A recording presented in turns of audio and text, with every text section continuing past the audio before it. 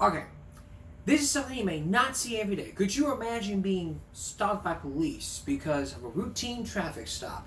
And then all of a sudden, police, back up, put your hands up in the air. Could you ever imagine being held at gunpoint by a police officer? The body cam footage you're about to see could explain. It wasn't just one person, it was actually two people.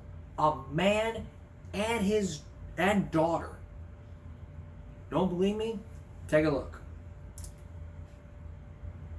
Hands up! It's distressing video as cops pull over a dad with guns drawn. They order him out of his vehicle. Face away from us! Face forward! 7 squad cars are on the scene. Deputies in Pinellas County, Florida believe the car is stolen. Hands back.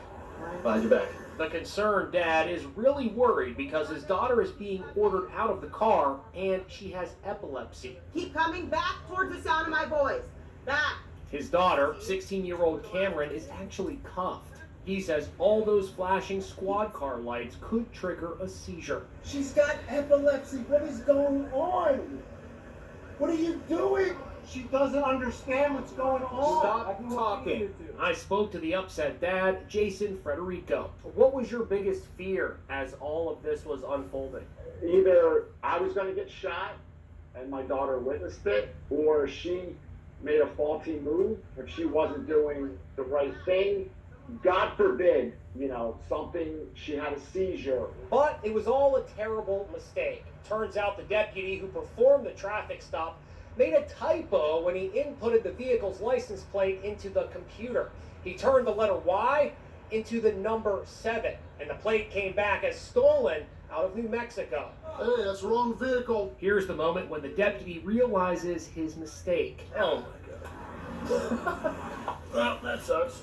Fellow officers express fury over the mistake. You could have got somebody killed. If Jason would have made one wrong move, or if the daughter would have made one wrong move, either one or both of them could have gotten shot at any time. Hands up!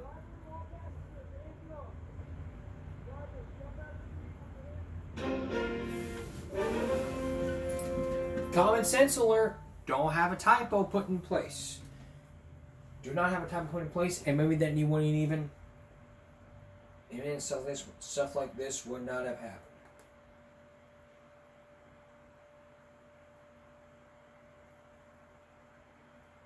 Alright, Mother's Day is coming up, and if you are trying to find some last minute gift ideas, we are going to tell you. Are you scrambling to find a last-minute gift for Mother's Day? Trey Bosch is here to help. Given that it's so last minute, I would recommend going into the store. Don't take a risk with having something shipped and then it not arriving on time. We went to the Avenue at American Dream Mall in New Jersey. Trey says be on the lookout for sales. Anything specifically Mother's Day themed will be on sale, and then jewelry as well, and we're seeing a lot of discounts right now. We tried on some gorgeous rings at Swarovski. This is nice. Trey says home decor is another good option. Do we really want something for our home on Mother's Day? I do think wall hangings and things for her bookcase or mantle, I think are really nice, as long as you know her taste well. You can never go wrong with flowers. I love flowers, and I also love plants, and that's what's great about plants is that they don't die as quickly as flowers, and your mom can keep them forever. If your mom is a gardener, maybe a plant that she can put in her garden, and then remember that Mother's Day year after year. What about dinner, Trey? I would say if you're going to take your mom out for a Mother's Day dinner, I would do it the night before or the Friday night, because on Sunday you're going to pay a lot for that special Mother's Day brunch. And if mom says she doesn't want anything, it's okay to believe her. You can make a card, you can make her breakfast in bed, you can ask her if there's something that she'd like to have done around the house so she can relax and read her book. I think that's totally fine. And that's a great Mother's Day idea. Just have her sit around the house, get some stuff done around, and maybe then you can even impress your mama. And don't tell your mama joke on Mother's Day. Don't ever do that, ever.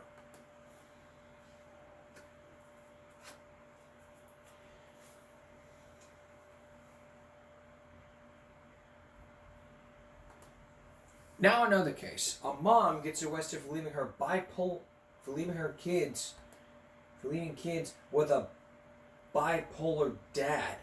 Take a look. A Florida mother was arrested after investigators say her children were found to be suffering signs of neglect. The Marion County Sheriff's Office says deputies responded to a call from a Dollar Tree employee saying a man was in the store yelling irrational things and had 2 children with him who were screaming. According to the arrest affidavit, when deputies arrived, they say the man made statements about self-harm. He was placed under mental health care. Deputies also said the children were acting like they were starving, and they couldn't remember the last time they ate anything, but did say they had water from a neighbor's hose. They also looked very dirty and said they hadn't bathed in days. Deputies identified the children's mother as 36-year-old Cassie Quick, who claimed her husband suffered from bipolar disorder. She was arrested for child neglect because authorities claim she knew her husband was unfit to leave the children with. If he was on medication and mentally stable and getting the help he needed, that'd be totally different. But you're leaving him in his care knowing this has been an ongoing problem, that he's getting progressively worse, that we've got people calling because they're in distress being left with him. Quick was taken to the Marion County Jail on a $15,000 bond. The family also has an open case with the Department of Children and Families, according to authorities. For Inside Edition Digital, I'm Mara Montalbano. Never leave your child with a bipolar father. That's common sense here. Could we be in for another climate change? Dr. Robert Brazell is going to stand by with some details. Stay with us. Well, last month we brought you part 1 of we brought you a 2-part story about Sammy the Bull Gravano, the man he says he brought down John Gotti. You've heard how he brought down not only how he brought down John Gotti, but you've also heard his story about when he first became a gangster and started committing all those murders. You've also heard from the FBI. But tonight, you will also hear from the FBI tapes. You'll hear more from Sammy the Bull Gravano, and you'll hear and you'll find out why why we have to pay for stuff like this, even from FBI experts. And for the very first time, you will get to hear those FBI tapes about when he was in jail. Could there be more in a Sammy the Bull Gravano that meets the eye? Here's Diane Sawyer.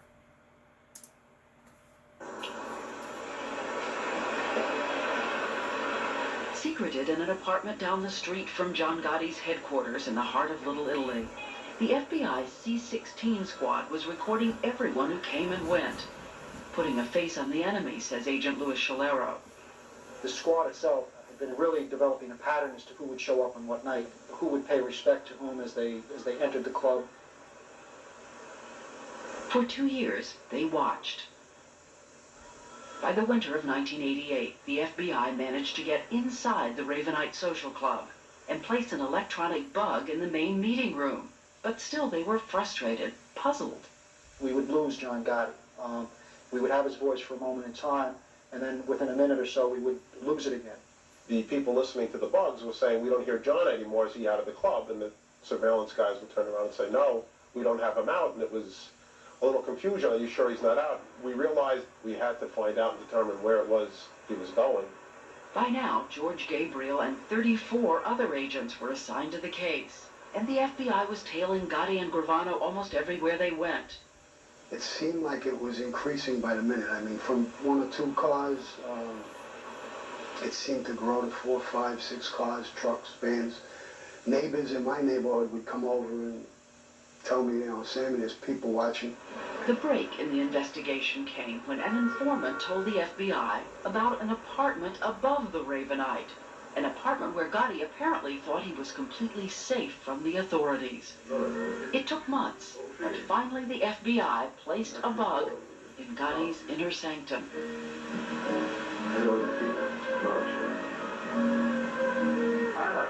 It was The Godfather, uncensored, using words he would always disavow in public. Cosa Nostra.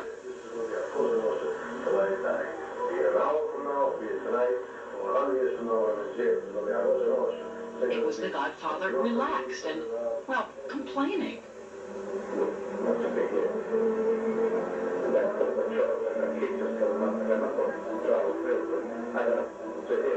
And then, through the music, in the same tone of voice, it was the Godfather talking about murder.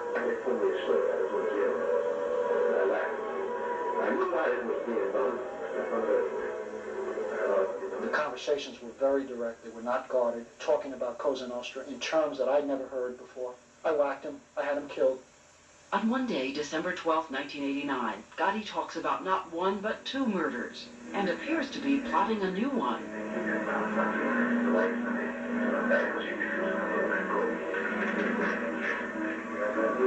For the life of me, I can't understand why he talked about so many people and so many crimes that we have committed that openly. I mean, I guess he felt very secure there.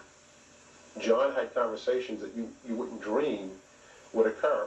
You couldn't ask for more. I mean, you couldn't have scripted better conversations. And it was just a euphoric feeling. Early evening on December 11, 1990, the FBI made its move. As usual, Gotti was at the Ravenite, meeting with his top hierarchy. The door bursts open and the FBI come charging in.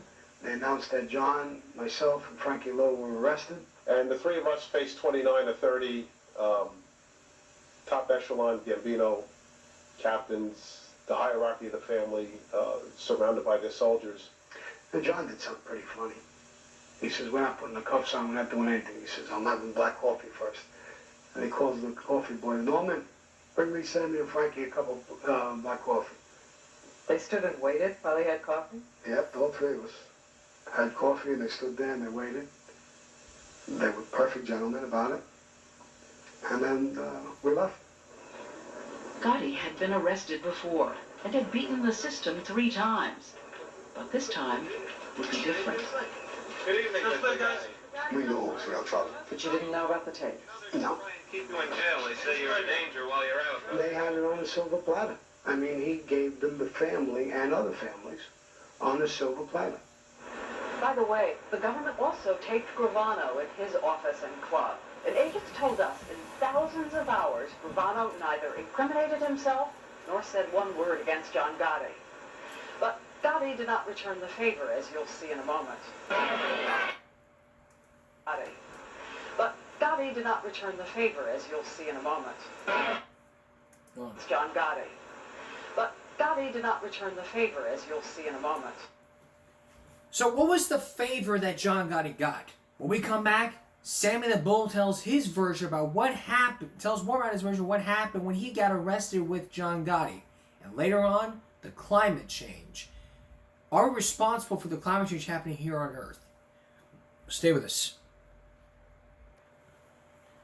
Returning to our story, Sammy the Bull tells of how he and John Gotti and the rest of the family members got arrested. But what did the FBI do? How did the FBI arrest him besides with cuffs? And why were they waiting a long time while John Gotti and Sammy the Bull had coffee? You're about to hear the tale of all tales. You're about to hear the tale of all tales that are being told of the mafia, family, and the mob, with the beer, the band, and the bar stool.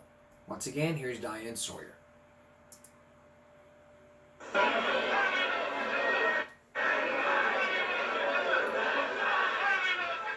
Outside the Federal District Courthouse in Brooklyn, supporters of John Gotti turned out in force. The theme from the film The Godfather could be heard amid the chanting and the crush of photographers.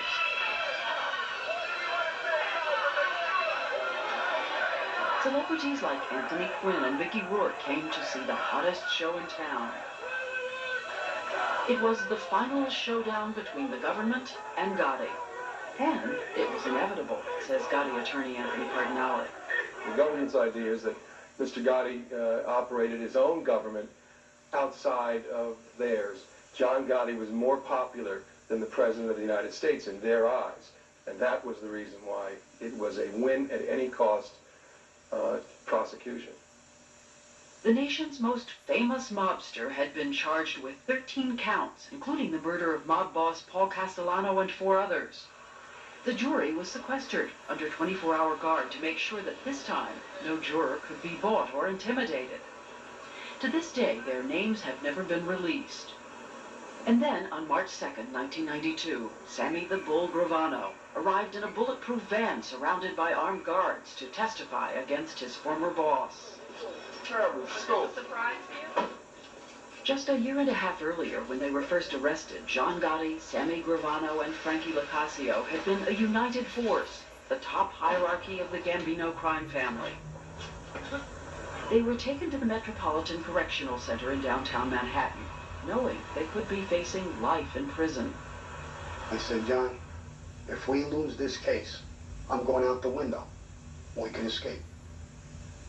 And he looks at me and he says, out the window? We're on the 11th floor.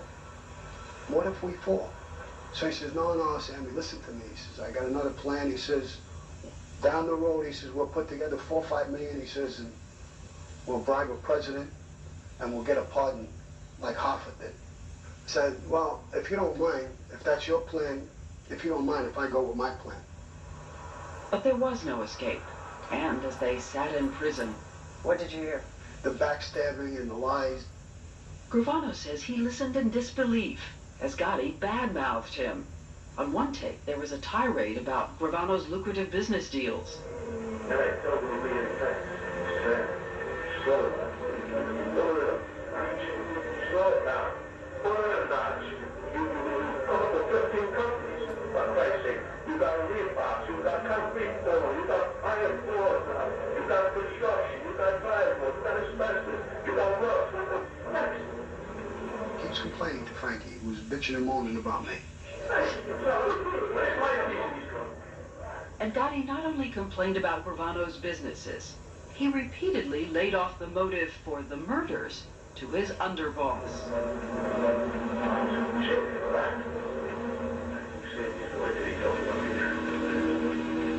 And you sensed he was going to blame the murders on you?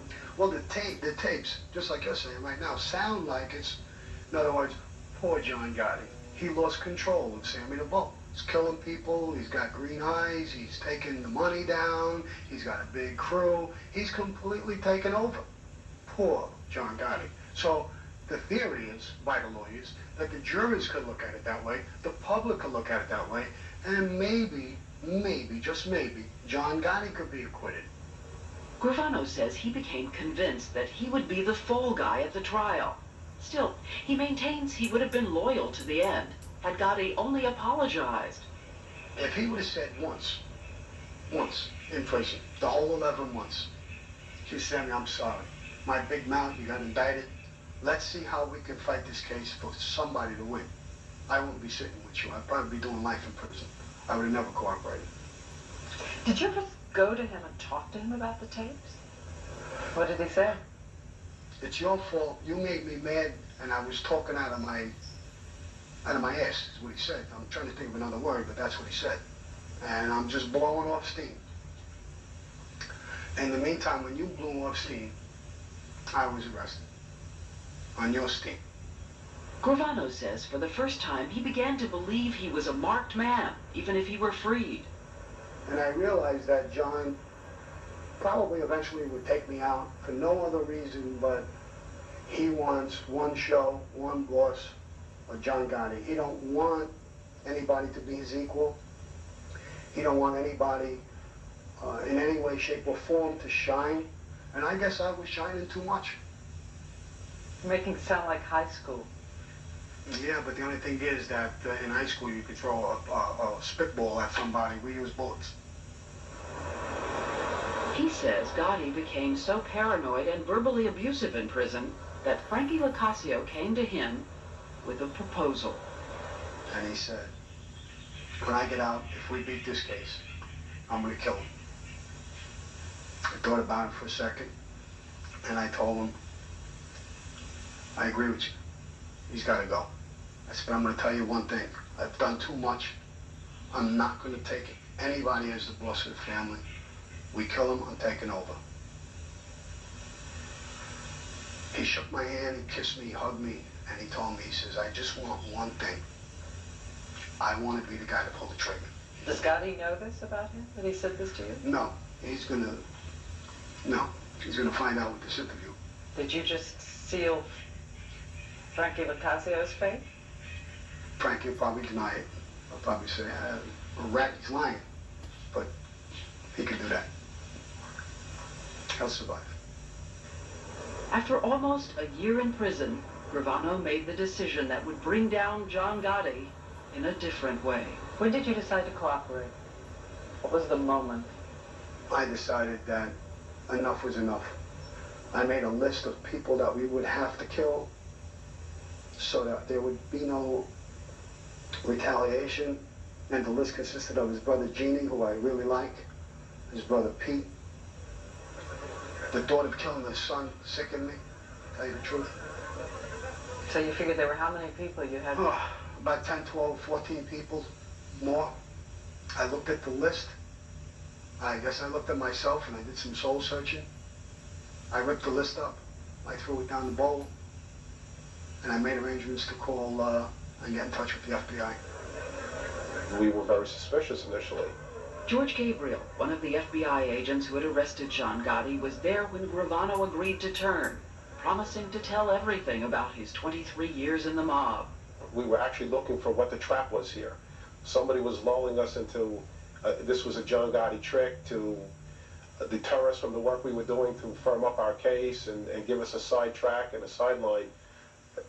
We didn't expect it, we didn't believe it initially until we started dealing with him and found out he was on the level. This is the deal Gravano and the government worked out. Instead of life in prison, Gravano would get a maximum of 20 years in exchange for complete cooperation. Then Gravano made a surprising request. He wanted to stay 2 more weeks in prison with Gotti before his betrayal was revealed. And they told me, what if you killed? Walking out, I says, I guess then we don't have a deal. Why did you want to go back?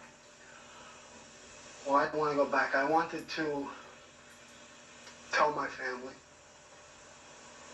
on a visit that I was going to cooperate and leave. And I did that. Probably one of the hardest things I ever did. It was only my wife and my daughter. And both of them broke down crying and didn't want me to do it. Afraid for you? Afraid for me, afraid for the kids, afraid for the whole situation. It just wasn't the way. To them, I guess the law enforcement was the enemy and I was switching camps. It just hit them and devastated them. For 2 weeks, his secret held. Then at 1 a.m. on November 8th, agents walked him out of the prison. Well, I just couldn't believe what I was doing, where I was going. Everything was moving 100 miles an hour. Gotti knew that night, from what I understand, a guard in the prison slipped a note or a letter under his cell door and said that Sammy was taken out by the FBI. The next time Gravano would see John Gotti would be 1.5 years later at the federal courthouse. I knew it was going to be like World War III. I'll never forget walking through the door. I mean, the only thing I heard was my own heart pumping away. It was a very, very dramatic moment. Here comes Gravano. We hadn't seen him since the day that he decided to cooperate. And he comes in linked by a massive array of FBI agents that had been brought in, Orchestrated by the government to have that impact and that drama. Gravano took the stand, and we were all watching the first exchange, of eyes between Gravano and Gotti. Did you look at Gotti? Yeah. He had this icy glare that he was staring at me to try to, I guess, intimidate me with. It didn't work. We growled at each other a couple of times during the trial. We know what we want to do to each other. I mean, it's clear. For 9 days, Gravano mesmerized the court with his stories of the mob and murder and his interpretation of the tapes.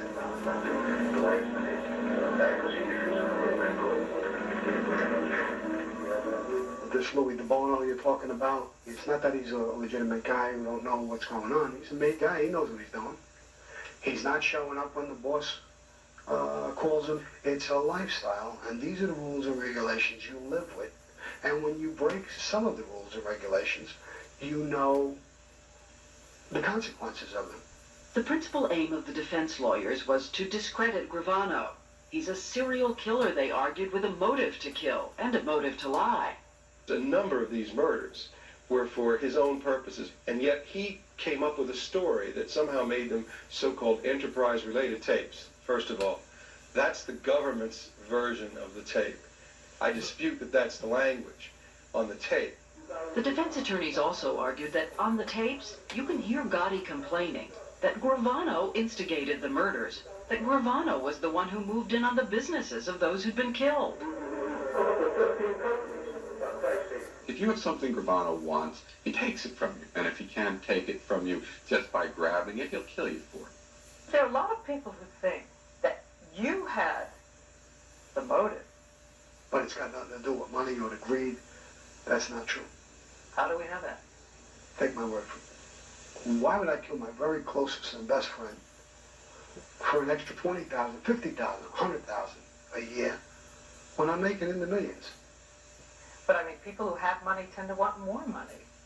But they don't always kill their partners, and I wouldn't kill my partner for that. Louis Melito got killed because he betrayed our group. I saved his life, let him live for a while, until John said it was enough was enough. How many of the 8 murders that Gravano says he committed while he was serving under John Gotti as boss of the Gambino family, how many of those would you argue that Gotti approved? None. None. Well, So therefore, are you saying that Mr. Gotti was too weak to stop You know, his the main problem is right-hand man? The activity took place well before his introduction, or involvement, if you will, or friendship, if you will, with Mr. Gotti. Well, 8 of them took place after Mr. Gotti became the boss of the Gambino family, according to published reports. But you know, the problem is that we're lawyers. We deal with whether or not the government has met their burden of proof in a courtroom. We really can't get into these other issues. If Sammy Gravano was this wild, ruthless killer, John Gotti would have had him killed. John Gotti would not allow anybody in his family to break those rules and go around killing people and be this vicious animal that they tried to portray him to be without killing him himself. It would take the jury less than 2 days to bring in a verdict. On April 2nd, 1992, John Gotti was convicted of racketeering and murder. The reaction outside was mayhem. Gotti supporters overturned cars, smashed windows. I said it in the court, I say it here. Our country is sick to the core if it is willing to pay for testimony by literally absolving a person of 19 confessed murders. My father is the last of the Mohegans. They don't make men like him anymore, and they never will. The Teflon is gone, the Don is covered with Velcro, and every charge in the indictment stuck. When did you hear about the verdict? I think the day it happened. Did you feel pleasure? No, not at all. Not at all.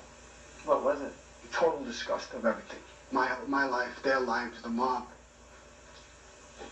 This is the end result of everything. On June 23rd, 1992, John Gotti, once the most powerful godfather, was sentenced to life without parole. I think history will show that he took down with his mouth, hair for the mob, and his flamboyant style. Wait a minute, he took down with his mouth? Yeah. I'm sitting with Sammy the Bull Gravano here. Who's calling whom the betrayer? I'm sure there's a lot of guys in prison who are smart enough to understand what John Gotti did by bringing the entire mob and putting it out in public view. Half destroyed it. He has to take credit for the tapes and the videos. I'll take credit for the stand. We partners. We started off as partners, we ended up as partners, I guess. Sammy Gravano would go on to testify in 6 more trials, and he was a powerful witness, helping convict 38 people, including the bosses of 2 crime families, 11 captains, a crooked cop, and the head of a New York Teamsters local.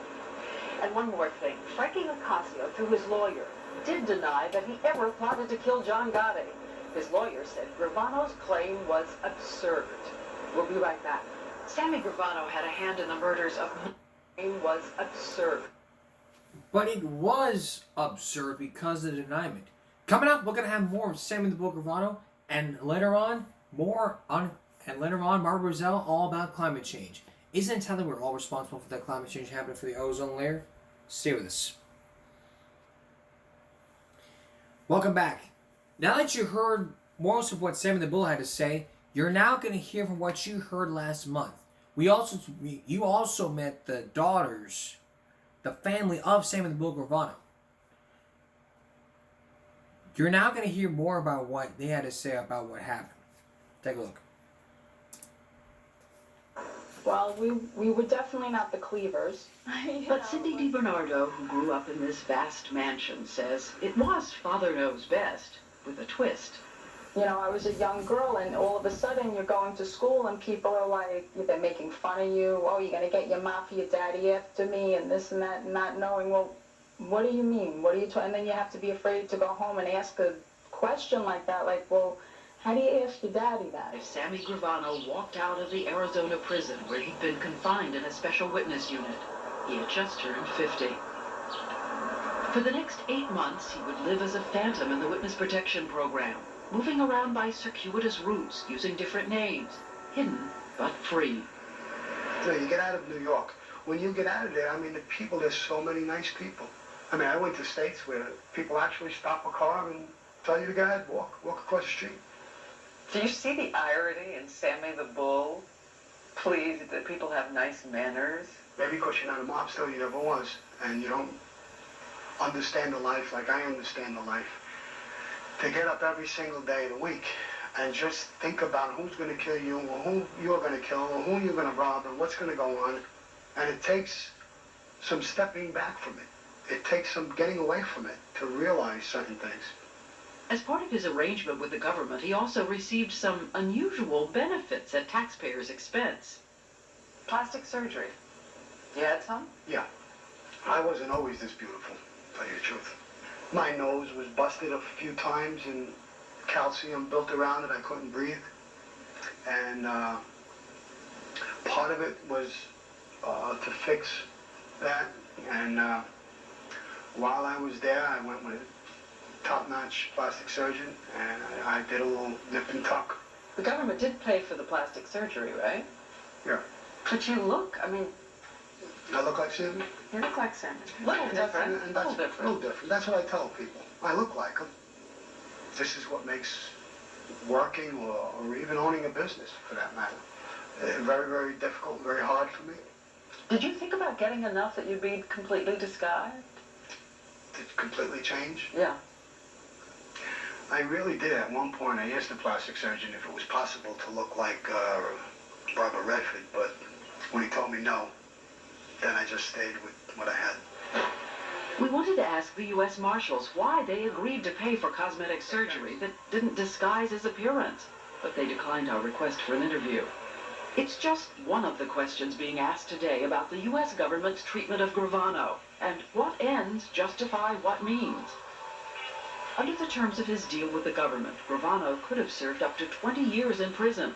But the U.S. Attorney's Office, the FBI, and 2 U.S. senators rallied behind him, praising his cooperation. In the end, his testimony was crucial in convicting Gotti and 37 other mobsters and associates. Judge Leo Glasser said Gravano had been instrumental in breaking what he called the suffocating hold of organized crime. He then reduced Gravano's sentence to just 5 years, 60 months for a man who had confessed to 19 murders. You got a real cushy deal. Only because I proved myself. I could have did 20 years. Judge Glasser told the news media, what would you rather have if we didn't make a deal with Sammy? Would you rather have John Gotti on the street, running a family? Would you rather have Johnny Gambino running, trafficking heroin from Italy to the United States? Would you rather this stranglehold continue on unions, associations, in every way, shape, and form? 19 murders and 5 years in jail, the judge had to say something such as he loosened the stranglehold of the mob. That's just poppycock. I mean, it's nonsense. All this was was John Gotti being led up to the altar for sacrifice, and to give the kind of benefit and the kind of prize they gave Gravano, I think, is a sin. I think he threw the most powerful punch at the mob, because the option for every mobster throughout the country, as time will go along, will say, well, what would I rather do? Would I rather be John Gotti and go to prison and for the rest of my life in prison? Or would I rather take this route and get myself and my family and everything else away from the mob once and for all? He has admitted to 19 murders. It's almost like he's rewarded. So that means that I could go out today and go murder a whole bunch of people, but if I know, so to say, some major crime figure, and I tell on him, that means that they're going to pat me on the back and say, you're a good girl, Cindy, now you can go home. Just make a and you deal can with live John happily and ever after, and then you could write a book, too. And then you could make millions of dollars off of other people's misery. The families of the murdered men say it has only added insult to injustice that Gravano also now has a book on the stands. We just don't want him to see a dime of the book money. Laura Garofalo and her sister Karen are filing a civil lawsuit against Gravano for wrongful death. Together with Dina Melito, they started phoning, organizing victims' families to make sure Gravano doesn't profit from the book he's written with author Peter Maas. I have not issued a single check or advanced Sammy Gravano a penny in cash in connection with this book, Underboss. I don't know if anybody else has. We assume that Gravano has made a deal for a share of the proceeds of this obscene new book that's coming out. Last month in a Coney Island restaurant, the families all came face to face for the first time. Attorney Ronald Kuby has joined the fight. And we're going to encourage the Crime Victims Board and the Attorney General to actually go ahead and seize the profits from those crimes. Yesterday, the Attorney General's office and the board filed suit to recover any money Gravano may have received as part of a book deal. If indeed Salvatore Gravano is not going to earn any profit from this endeavor, then show us the contract. And that very simple request has been denied. So it leads us to believe that the problem that we can't see the contract is because the contract clearly states out the terms of the deal that results in Gravano profiting from this book. He wouldn't tell us if he's being paid, but says he'll fight the New York Son of Sam law that could keep him from making money from the book. But what about the millions he says he made off a life of crime? Do you have money? You need a loan? How much do you have? I have a few dollars. $8 million, I read in the paper. Well, that's not true. That's not true. I don't even know where to get these stories from. But they let you keep your money. It's not that they let me keep my money. Nobody ever, when I was indicted before I cooperated, they indicted us for crimes. Nobody was looking to take our money. Why would anybody look to take my money now? Nobody's taking John's money. He's in prison. Nobody's going after his money. Why should they come after mine? Did you bring down the mob? I think I exposed the mob more than anybody's ever exposed the mob. A lot of obituaries being written for it. Are they too soon? I think so. You'll never eliminate it. No. I don't think so. As long as you have greed and power, and I don't think you'll eliminate it. The only thing is, I think you'll put people into play who don't have the heritage. They're not being schooled by the old-timers anymore, I don't think. They're more into not even dealing in drugs, but taking drugs, using drugs. You know, this is the complaint about no family values. Yeah, it is. You run amok with no family values.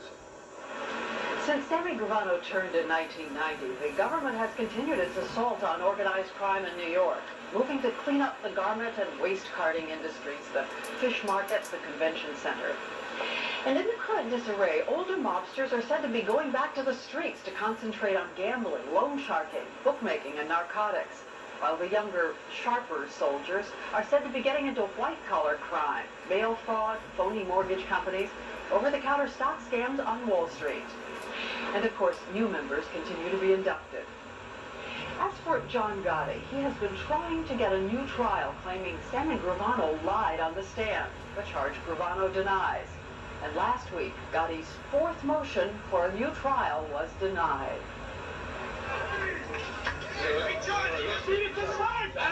John Gotti, the boss of the most powerful organized crime family in America, is now serving life without parole.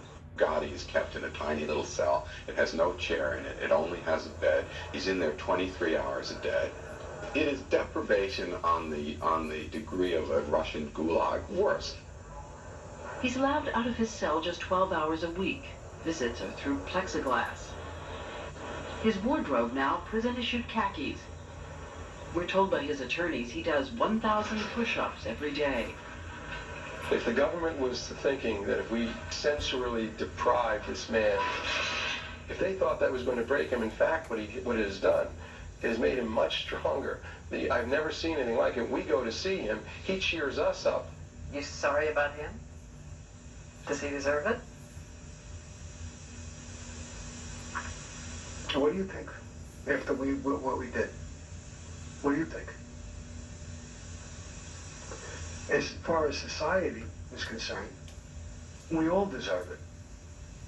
While Gotti is officially still boss of the Gambino family, 33-year-old John Jr. is reportedly acting boss. News reports say John Gotti has sworn to avenge his father on your head, John Gotti Jr. I guess that's the way he would feel. But we're not talking about a boxing match. If he finds me, somebody's going home in a body bag. Maybe me. We'll see. That's preposterous. No one's going to come after him. Indeed, I can't imagine a sillier thing for someone to do. If Gravano got hurt or killed tomorrow, who's the first guy they're going to blame with it but John Gotti? If Gotti's not after him, what about the friends of Frankie Locascio, who's serving life without parole at a prison in Terre Haute, Indiana? Or the dozens of other captains and soldiers of Cosa Nostra also in prison because of Sammy Gravano? Well, obviously, Sammy is at a great deal of risk, beyond which we're not going to comment. Sammy still, is out there. We're not going to comment beyond that. The FBI C-16 unit now operates out of this office building in Queens. Their star witness says they never once lied to him.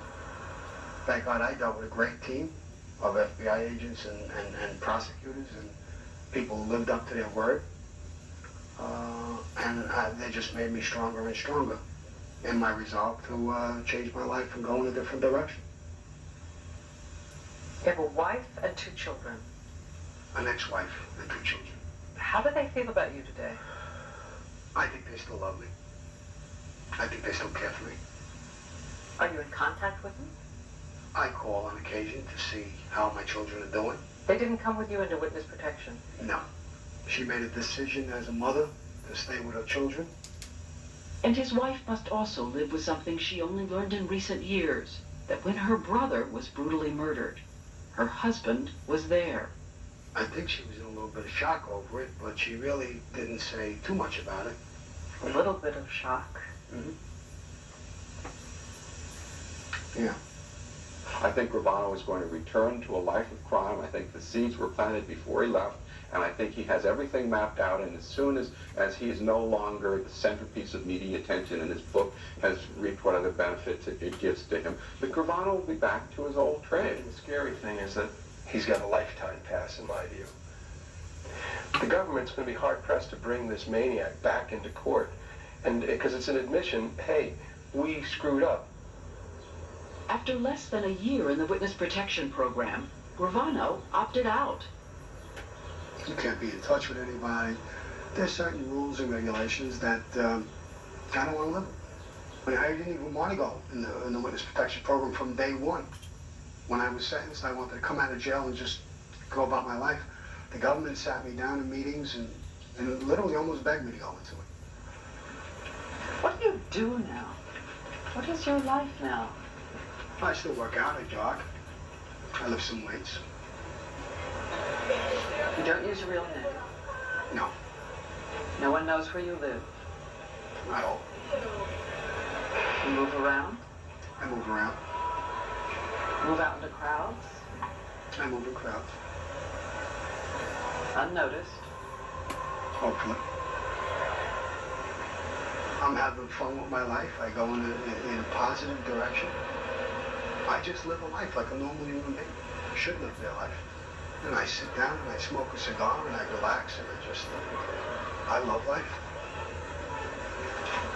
Isn't the game, though, to wait until you're relaxed, to wait until you're loving life? Right, but I was a master of that game.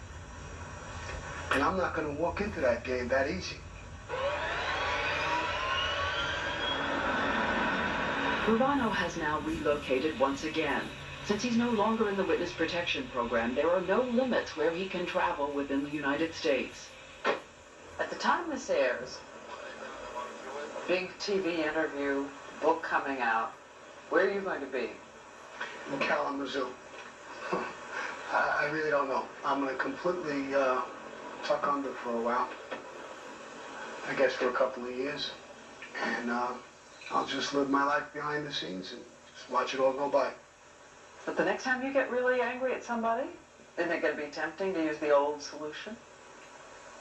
That's what brought my life to a disaster in the first place. You don't think I'm stupid enough to start doing that again? No, I am Sammy the Bull I was at then. I am now. I'm basically the same person, but I've changed direction. And if I got mad at somebody, I would just walk away, just leave. I'm free now, I think, than I've ever been to kill somebody. The only way you can put me in that situation is with the hit. When they come, it's going to be me or them.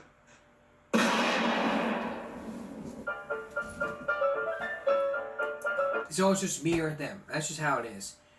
Nobody knows a code.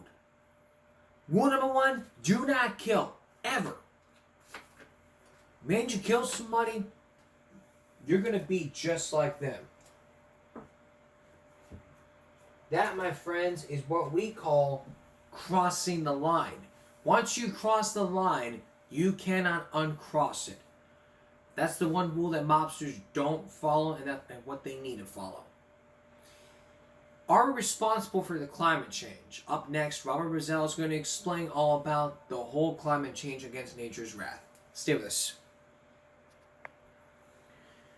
Hurricane season is coming up soon, and we humans are probably to blame for all the nature's wrath for climate change. But are we the ones to blame? Scientists may think so until you hear from experts. Here's Robert Brazell. It is miserable. I think my eyeballs have frozen. This is incredible. I've never seen this much snow in years. This is beyond my imagination. So I opened up the garage door. Water. President Clinton declared the entire state of Minnesota a federal disaster area. What's happening to the weather? Chicago's heat emergency peaked on Thursday. It's a grim scene outside Chicago's morgue. We've identified 116 heat-related fatalities. I've asked the president to declare Chicago a disaster area. Is something going wrong with the weather? 国内省政府还安排了1000多万元。 Are we changing the weather? Almost everybody agrees that we've changed the gaseous envelope of the atmosphere. The balance of evidence suggests a discernible human influence on climate. The problem, and most of the world's experts now agree that there is a problem, is simply this. We burn things. And everything we burn since the dawn of mankind, from a single match, to a backyard barbecue, to a cupful of gasoline, to 1 billion gallons of no lead, to the fuel for a world that flies, to the mightiest factories, to Saddam Hussein's vengeance on the oil fields of Kuwait, pours gases into the atmosphere of the planet. Currently 6 billion tons of carbon dioxide, or CO2, every year. We are in fact a civilization built on burning. As those gases build up in our skies, they begin to trap and hold in more of the sun's heat, the way a greenhouse does. The result, say most scientists, a gradual warming of the planet. Now, 2,500 of the world's leading climate scientists have produced an enormous document for the United Nations. It concludes that yes, we probably are changing the world's weather. changing it in ways that could forever alter the planet we call home. The scientists say all that burning has already increased the planet's surface temperature by about 1 degree Fahrenheit. If we don't control the burning they forecast, the next century could see a rise in temperatures of another 2 to 6 degrees. What might that mean? Already, they say, glaciers are melting. This satellite photograph shows an iceberg the size of Rhode Island cracking away from Antarctica. As the ice melts, they warn, oceans will rise. We're experiencing winds of more than 170 kilometers an hour. A warmer atmosphere will hold more water and dump more in storms, winter and summer. No matter what you do, no matter how many sandbags you fill, no matter how many people you bring over, it just gets deeper. Government scientists say extreme rain and snowfalls have been increasing for 20 years, though they warn you can't blame any single bad year on global warming, not even this one. It's a hot one out there once again, a record-tying 100 degrees officially. Then there's the heat.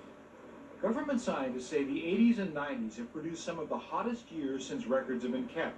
As the warming continues, summers, especially the nights, are likely to get even hotter. Winters may be shorter, but the blizzards could get more intense because of the extra moisture in the skies.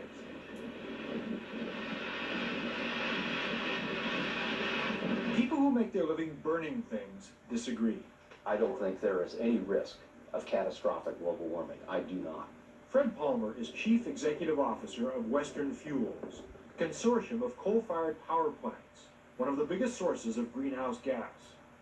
The energy industry, the auto industry, and oil-producing nations in the Middle East are already spending millions of dollars in lobbying, campaign contributions, and PR efforts like this videotape, hoping to convince us and Congress to set no new limits on burning. The industry argument? Increased greenhouse gas is actually good for the Earth. You will have a wetter world. You will have a greener, warmer, wetter world. Good for agriculture, good for plant life, good for the forest, more animals. That is totally consistent with greening. You, who represent people who burn coal, say that enhanced CO2 is good for the world in many ways. A huge environmental community and a lot of scientists say it's bad. Why should we believe you who want to burn coal? First of all, I don't say it. I'm telling you what the science says. The positive impact of CO2 on the biosphere has not been explored by those that promote this vision of apocalypse that's coming at us in 50 or 100 years. But Professor Stephen Schneider, one of the authors of that UN report on global warming, thinks we're playing roulette with the future of our planet. We're performing an experiment on this lab. It's a lab, however, that happens to be Earth, and it's not made up of, of glass and wires. It's made up of soils and animals and insects and us. Schneider says the best that science can do is predict the odds of global warming and its consequences. The odds on sea levels rising 1 to 3 feet over the next century? I think rising sea levels are very probable. In fact, they're already a fact. It works just like the thermometer. You have a tube and you have a fluid in the tube, and when you heat the thermometer, what happens is the fluid expands. So if you're going to heat up the oceans, they really don't have any other choice. They have to get larger. The odds on more severe storms?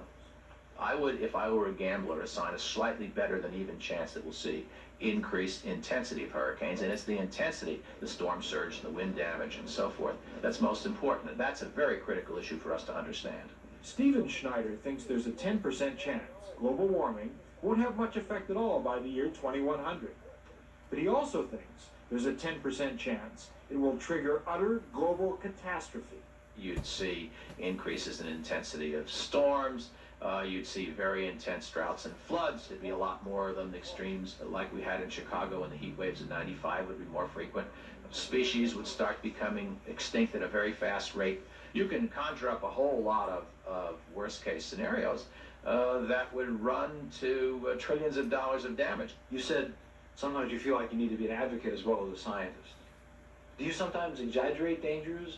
We're citizens in the world. We want people to understand dangers that we legitimately believe are possible. How do you get attention? Well, you get attention by discussing worst cases. I think the obligation that we have to society is to tell people what can happen and what we think the odds are of it happening. Like most global warming scientists, Schneider says he's not asking for massive changes in the way we live, just a modest tilt toward alternative power sources like windmills and solar cells that don't burn anything. I'm not calling for elimination of the fossil fuel industry tomorrow. That would lead to poverty, which would lead to worse environmental catastrophe than the ones we have. What I'm calling for is slowing it down a little bit. Nevertheless, the U.S. government sets no limits on carbon dioxide emissions. All the nation's clean air laws are designed to control pollutants that directly affect health. All that CO2, which is odorless and invisible from fossil fuel burning, goes directly into the skies unchecked. We must leave this Earth in better condition than we found it. In 1992, President Bush agreed to the Rio Treaty, pledging to cut greenhouse gases back to 1990 levels. But the treaty's never been implemented. Has any coal plant been retired because of fears about global warming? No, we're doing very, very well. Coal burn is going up. So nobody has done anything to your industry or a related industry because of fears of global warming, right? No, it hasn't happened. So it's business as usual on planet Earth.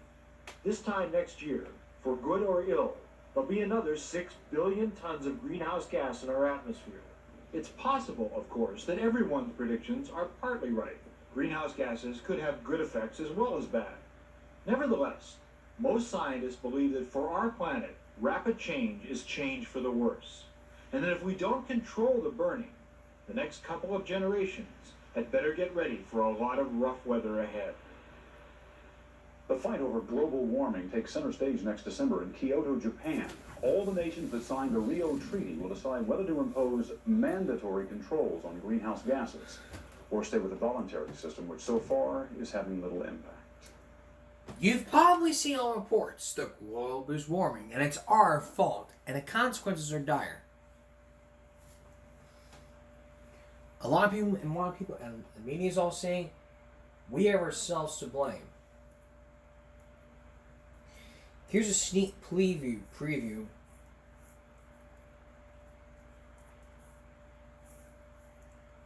of our next report, all about global warming.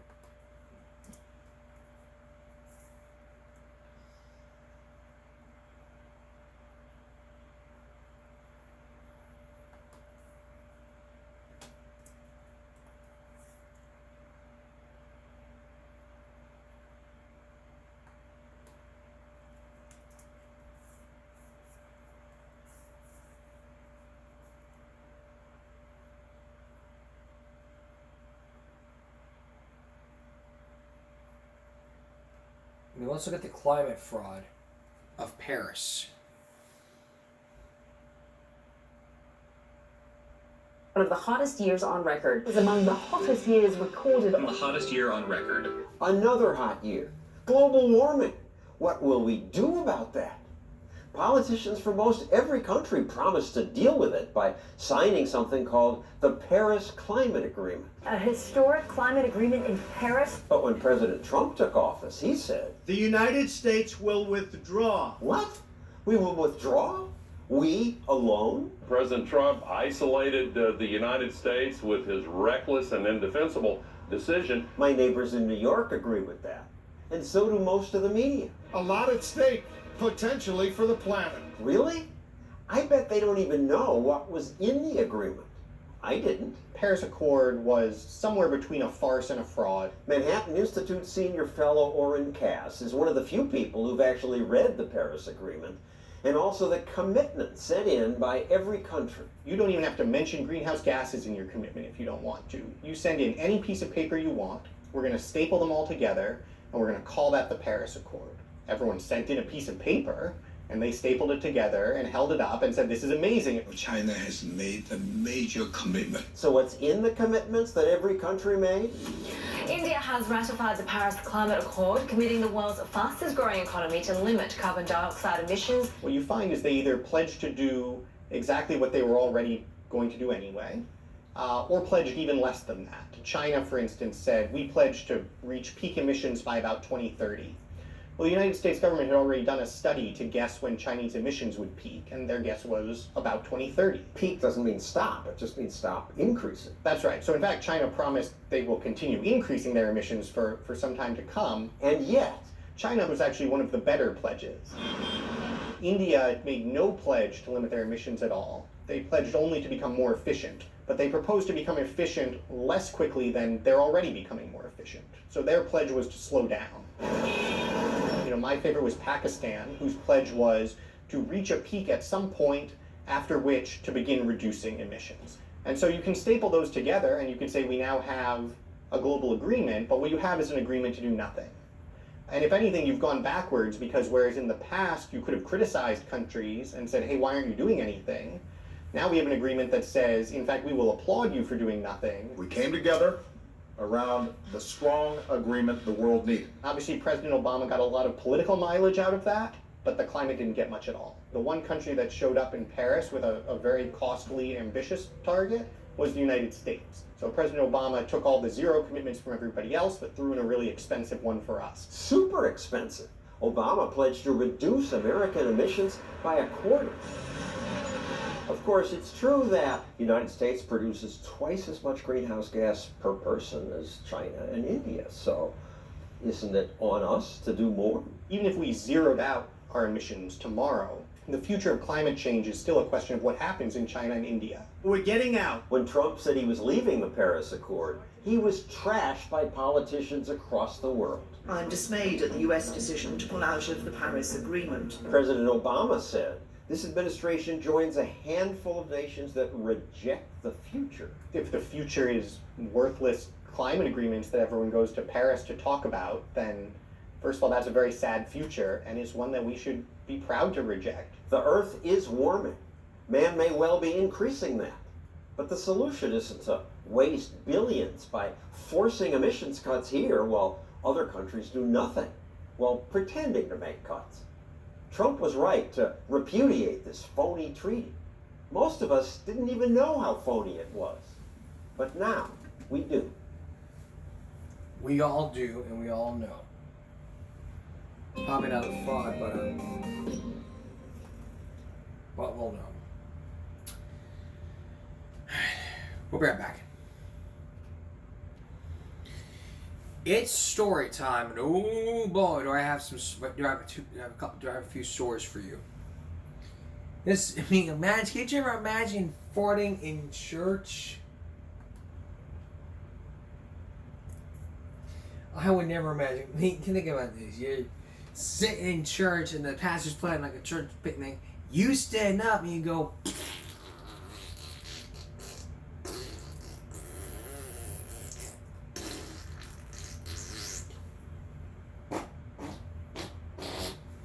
Yeah. Could you ever imagine that happening? You're moving to one side. And he can't even hold it. He's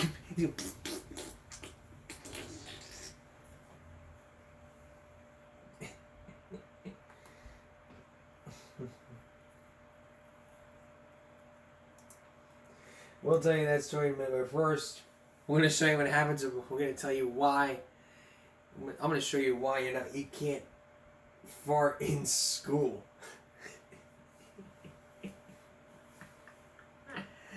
Take a look. This is English. It's very quiet. It sucks when you have to fart. I don't always fart, but when I do, I try to make it loud.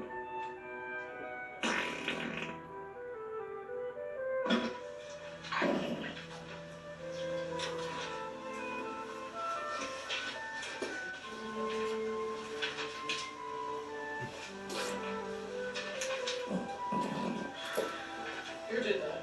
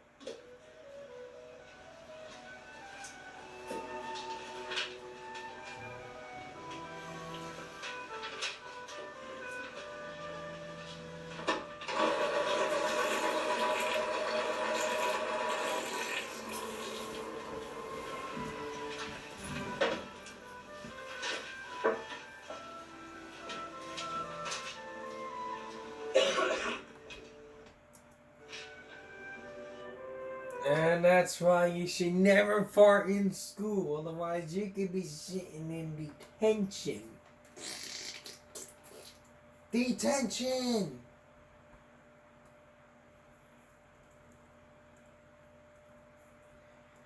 Now the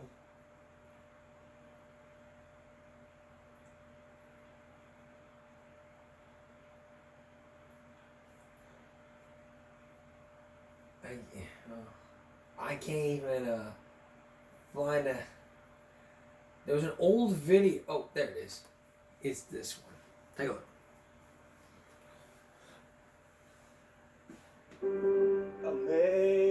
Amazing grace, how sweet the sound that saved a wretch like me.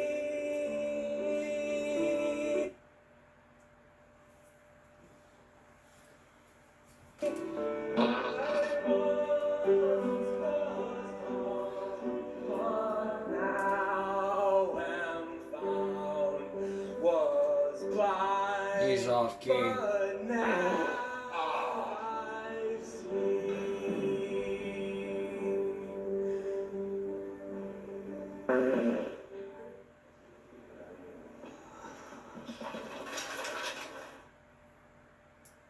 You smelled it and we nailed it.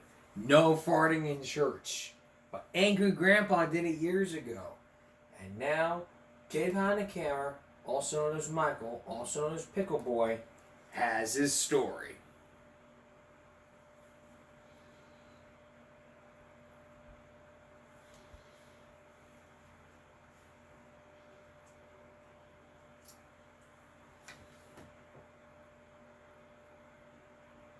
What's going on, you guys? Kid behind the camera here. Now, I wanted to tell you a story. First, I'll show you my new shirt.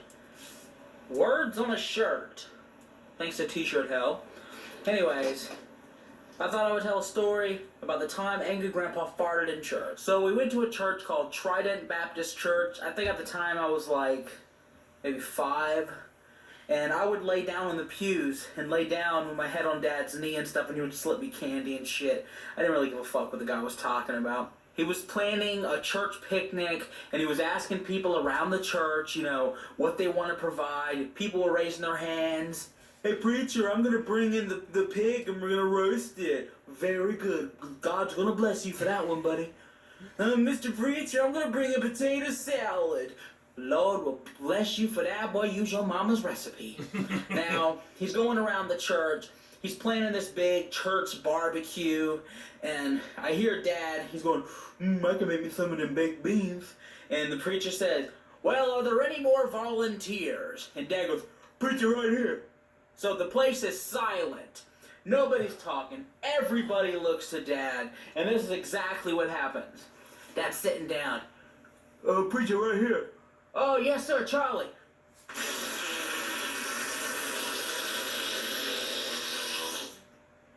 That long, that loud, and the smell was horrible.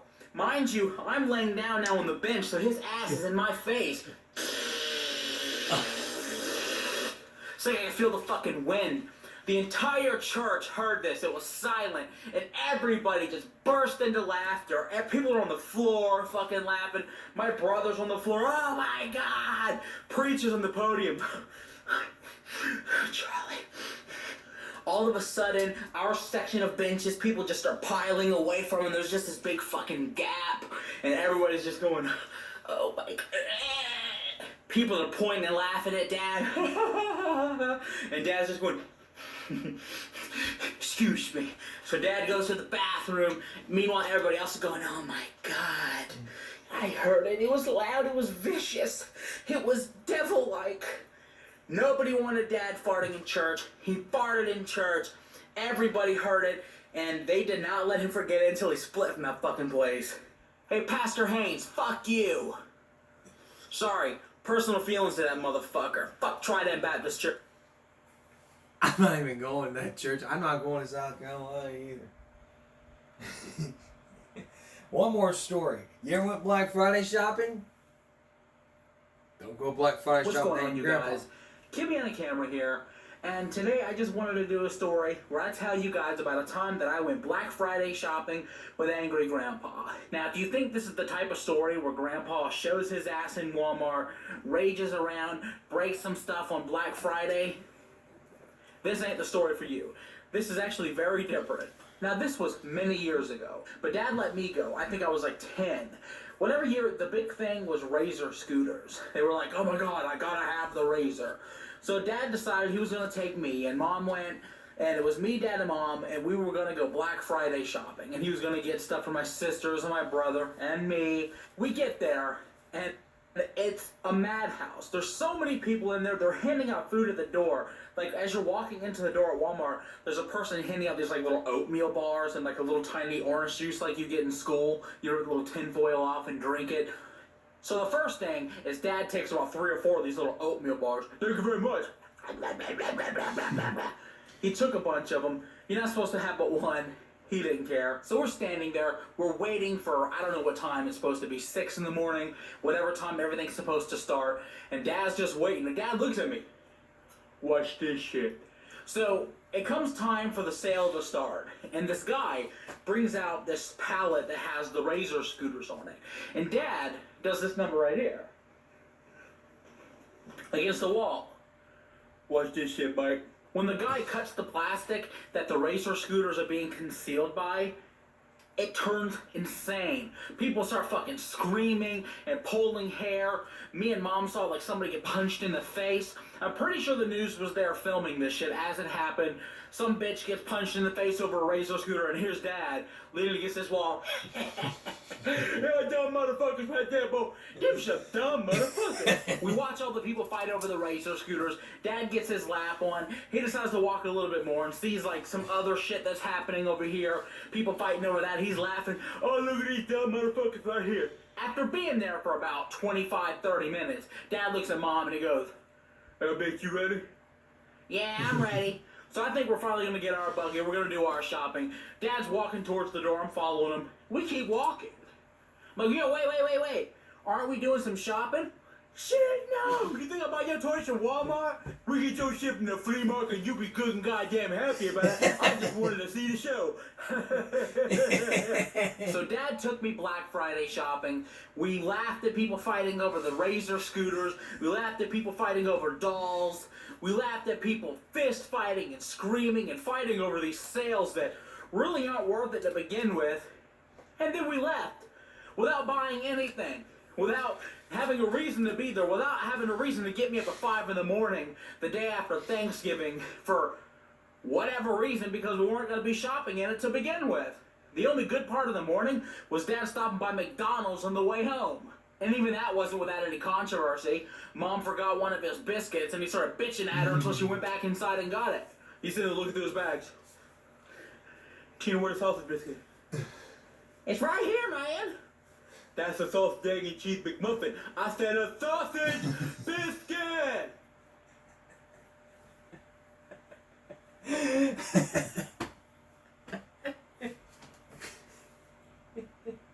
I said a sausage biscuit.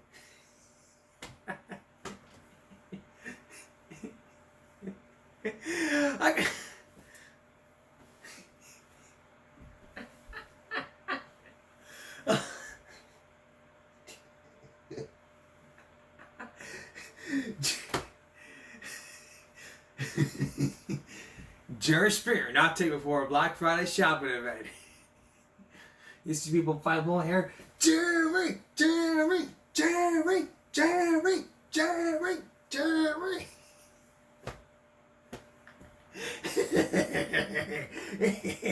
a bad motherfucker right there. What you pointing at? What you want?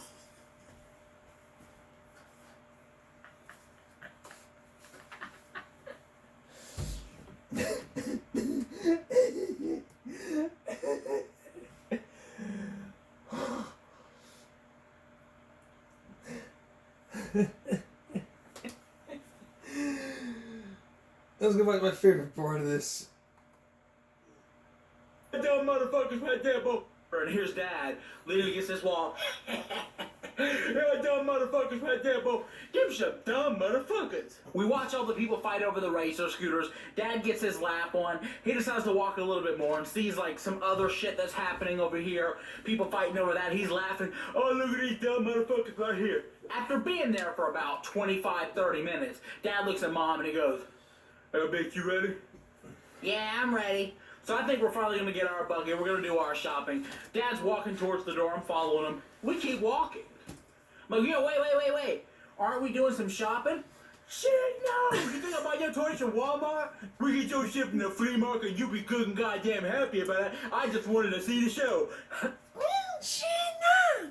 You get this shit from the flea market. You be happy about it. My daddy want to be like that. Yeah, we going shopping, Daddy. You think I'm gonna buy you a toy from Walmart? I'll get your mom to buy you this.